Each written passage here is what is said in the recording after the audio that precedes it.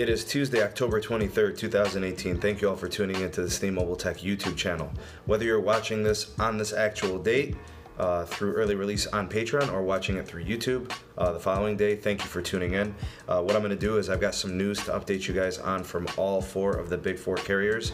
And then we're going to talk a little bit about some earnings reports that we're expecting here in the next couple of days and weeks. What I'm going to do is I'm going to start with Verizon and then work my way to AT&T, T-Mobile, and then Sprint. So I'm going to start first with Verizon, and this is actually not just Verizon, but it also kind of implicates the Google Pixel 3 and 3 XL. So for those of you that have been watching kind of device releases recently, we know that the Google Pixel 3 and Pixel 3 XL were highly anticipated, and obviously big thing about the notch and all that good stuff, but there seems to be a current issue with the activation of these devices. So all of you know, I'm sure in the past, that Verizon has never really been locking their devices. It's been about 10 years, and this dates back to a policy that's been in place that the FCC put in there for Verizon to follow in the reward of winning some 700 megahertz Block C spectrum. So according to the policy, Verizon was not allowed to lock their devices or SIM lock them. So they have been told by the FCC very strictly to not lock their devices, and Verizon has been kind of flirting with this idea. They claim that they would be locking them strictly to prevent theft, and then they would be unlocking them once their SIM cards are activated within the device. And it looks like now it's kind of manifesting itself. So the error message that's coming up when people are trying to activate with a different SIM other than a Verizon SIM, it's basically saying SIM not supported or SIM error. Pretty much the workaround for this is to activate the phone with a Verizon SIM card. It pretty much unlocks the device for SIM unlock, and then you could use any SIM card you want.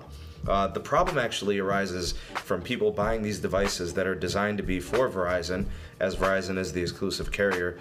They're trying to activate them with like a T-Mobile SIM or an AT&T SIM or some other MVNO that is not a Verizon SIM.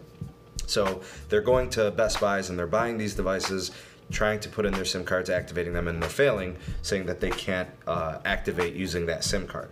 So, you know, this is an old policy that the FCC has had in place. Verizon has pretty much complied. Now they've kind of got this little bit of gray area where they're trying to use this method to prevent theft. I'm not sure if I buy it, but there is a workaround, and it's not the end of the world. If you wanted this device and you didn't want it on Verizon, you just need to temporarily, initially activate the phone with a Verizon SIM, and then it SIM unlocks the device and you could use any SIM card you want. So this is probably most notable for Best Buy customers, people that went into there and tried to buy the phone. Less of an issue. I say just, completely go the other route. Buy it from Google. Don't buy it from Best Buy or Verizon. Just avoid that whole situation. Get the unlocked model for all carriers from Google, and that's the best way to go. You also get an unlocked bootloader if you buy it from Google, unlike the Verizon model. So those are things to consider there. So news coming out of the Pixels and Verizon. Next little piece from Verizon, earnings expectations for quarter 3. We actually know exactly what we have. Those earnings were released today, so I'm going to cover some of those. Total earnings for Verizon, $4.92 billion. Stocks immediately went up as soon as this release came out. Stocks are up 2.8%. I think basically the stocks, in terms of why they're increasing, I think people see the potential in the 5G realm. They see that Verizon is very far ahead. They position them well for the future of the next generation of networks, and that has caused their value to improve. So in total revenue, they have $32.61 billion. I think the expected was $32.54, so that's good news there. They beat the expectation. Stocks are so far in 2018 up 4%. So all are positives for Verizon. Postpaid phone ads was 295,000. I think the expected was 161,000. So they exceeded expectations there. And I think Verizon has since, had a lot of, Apple, iPhone, buy one, get ones, all these different, trade-in credits and early upgrades have led to a lot of these additions. So that's doing well for them there. Now, in terms of the old side of Verizon, that's not so good. That's a totally different story. The Yahoo and AOL conglomerate pretty much is flat right now. There is no growth. There's no action there. I guess they had this target for 2020 to hit 10 billion in sales or 10 billion in revenue, and that's just simply not going to be happening. It seems like it's going to fail. Fios is also not doing very well. They've had loss in subscribers, and it's pretty much market wide. So it's been tough there. So Verizon's doing well on wireless, not doing too well on pretty much anything else. Maybe the 5G residential, the fixed 5G wireless might do something for them, but that's pretty much where they're at right now. All right, moving on. This story is coming out of AT&T, and this also implicates the new Google Pixel 3 and 3 XL. So apparently these two new devices are supported on AT&T to have Wi-Fi calling, HD voice, and mobile hotspot on the Big Blue network. So this was not the case last year with the Pixel 2 and the Pixel 2 XL. I believe they did have a hotspot, but it needed an update to do it. Other features were not included. I had the original Pixel, and I actually used it with AT&T, and this is part of the reason why I left AT&T. I wasn't able to get any of those advanced calling features, including Wi-Fi calling or HD voice, or hotspot for that matter. So we are seeing that all of those features are supported on AT&T for the third generation of the Google Pixel devices. So, you know, AT&T has always pretty much restricted these features to unlocked devices. So it's nice to see that even though this phone is technically unlocked, it is going to be supported by AT&T to have these features. This was one of the reasons why I ended up leaving AT&T, was to get those features.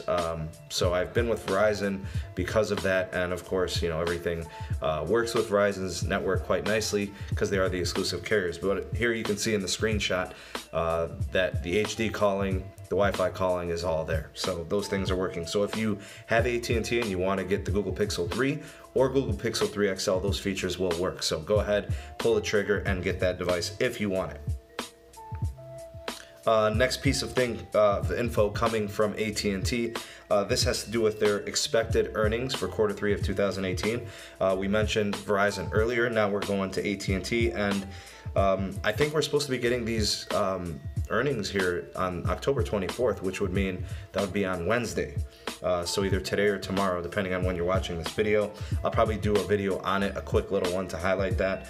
But we're not really sure what to expect. Some things potentially could be okay or pretty good, and some other things we're expecting to be kind of low or poor performing. So a lot of shareholders, stockholders are going to be watching this earnings report, listening in to see what's going on there, to see what's released. There's a lot kind of riding on this. We're waiting for the market gains, you know, in terms of the acquisitions. You know, AT&T is a really, really big company. They've got their hands on a lot of different things, and you know, people want to make sure that they're spending the right money with the right company when it comes to those shares and it comes to those stocks. So a lot of changes in AT&T. We don't really know what's going to happen on the wireless side and what's going to happen business-wide with the company. So I'll be watching that, and I'll be sure to report that here on the channel in the next 24 to 48 hours. All right, the next piece of news is coming out of the Magenta carrier, the Un-carrier. So T-Mobile, you know, we know how T-Mobile works. They have had seemingly endless amounts of growth over the last 15, 16, 17, 18 quarters. They are doing fantastic. When it comes to customer growth, nobody can touch T-Mobile. So T-Mobile, according to this report, ranks best in customer retention and growth amongst all carriers in quarter 3 of 2018. So they are doing a great job as to keeping their customers and also growing and adding new customers.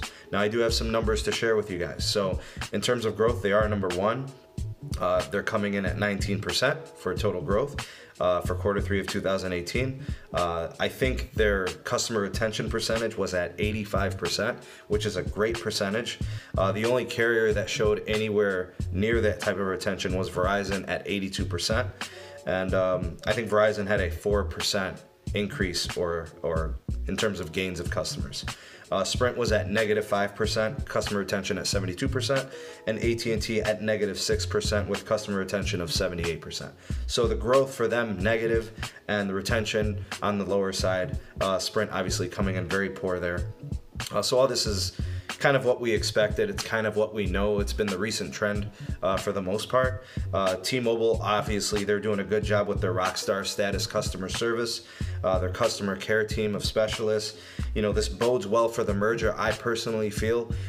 When the DOJ and the FCC are looking at this, they see that T-Mobile is doing some really, really good things for customers, and it shows that they have a lot of potential, and the merger could potentially be the thing that gets them over the hump. And in the case of Sprint doing so poorly in this quarter, again, it probably magnifies the need for the merger, and it suits them well in the merger also. So Sprint doing really, really bad and continuing to stink up the room, and T-Mobile doing well and continuing to grow. And that's exactly what Sprint and T-Mobile want the FCC and the DOJ to see. So, you know, I guess kind of good news there for both Sprint and T-Mobile. All right, now let's take a look at some of these reports here. This kind of shows you some of the customer gains. This is kind of what I was highlighting there. You could see AT&T where they're at, the retention at 78%, Verizon at 82%, Sprint at 72%, T-Mobile at 85%. They were the highest in terms of retention. And then you could see the gains from other carriers, T-Mobile at 30%. They're doing very well taking customers away from other carriers. So they're doing really, really well. I know this is kind of a weird screenshot here, but I wanted to make sure that you guys see that this is the new coverage map for T-Mobile. They went ahead and released this, and it includes a lot of upgrades to their new LTE expansions. So what we have is a lot of Band 71 that is now being supported in some new regions across the US. Obviously, you know, the LTE expansion initiative that T-Mobile has been pushing for the last, you know, I want to say about 12 to 18 months is really starting to pay off. This Band 71 support is, you know, fast spreading across the nation. You can see that there in the comments, and you guys can get access to this through Reddit. The Upper Peninsula of Michigan was highlighted, getting some new Band 71 coverage. I'm hearing Wyoming, Idaho getting Band 2 and Band 4 expansions. Nevada, Pennsylvania, Vermont getting Band 71 and Band 2 support in more areas. So again, T-Mobile doing really, really good things with the retention of customers and customer care, but also expanding the network and making the performance of the network improve. Whether it's through coverage or it's through capacity, they're doing good things to continue to support their network and improve their position in the market. So I definitely wanted to highlight that and make sure you guys are aware of what T-Mobile's doing all as well there. This last little piece from the carriers is coming from Sprint. Actually, if you are a Sprint customer, you can get Hulu with live TV, which has a $40 value. You can actually get it now if you are a Sprint customer for a free month. So this is a 30-day trial. Obviously, after the 30-day trial, you're going to be charged. They're going to, after that 30-day period, the plan is going to show up on your bill with Sprint. So that bill is $39.99. You'll get the first month free. I think for the first 6 months after your free trial, they'll give you a $5 discount for being a Sprint customer. So that brings it down to $34.99, which is a pretty good deal. If you're looking to cut the cord, this is pretty nice. I've tried it. I'm using it now. I actually really like it. Very dependable, very good quality. So if you like streaming services, then this might be up your alley. After those 6 months with the $5 credit, it does go to $39.99, which is the regular price. So it's kind of nice to see this perk. You know, Sprint has a good relationship with Hulu, you know, and they continue to support, you know, and offer these things to their customers. It's a nice little perk, nothing crazy, but it is a pretty good deal. A free month and then a discount of $5 for each month for 6 months, and then it goes to regular pricing. All right, and the last thing I'll leave you guys with here is just some expectations. This is coming out of Wells Fargo and Cowen. This is the expectation for the Q3 earnings reports from all 4 of the wireless carriers. Now, we do have the Verizon numbers, and we can kind of reflect on that and see what the expected was and what actually happened. So Verizon did exceed their expectations, and I think that's a really good thing for Verizon. They continue to do well financially in terms of growth, and of course, their main concern is profitability. The expectation for Verizon was 200 to 225K. They exceeded that. AT&T, the expectations are a little bit more humble. So for AT&T, we are expecting losses. You can kind of see there, you get the minus sign. Anywhere between minus 50,000 to minus 100,000 actually on the more extreme side. I've also heard of maybe it being like plus 10,000. We'll just have to wait and see. We should have those numbers shortly. T-Mobile was estimated to grow by 600,000, and Sprint, the expectation was they were going to lose somewhere between 10,000 and 20,000 subs. So pretty much when we look at this, we can probably account the lack of growth to the stabilization of the plans and the lack of promotions that are out there in the market. So the focus for Verizon and AT&T is all about profitability. These are two big companies that want to make money. They've been shaving pieces of their company, trying to consolidate businesses to become, a little bit more fit as a company, trying to, streamline things so that they can become more profitable, as they say, shaving the fat or trimming the fat. So it's been all about profitability for the big two. In terms of T-Mobile, they want the continued growth. They want to continue to add subs.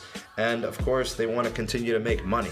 So they have obviously increased their pricing. They've stopped the promotions.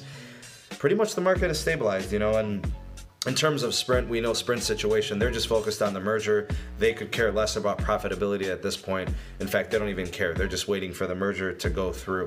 And their expectation is that it will.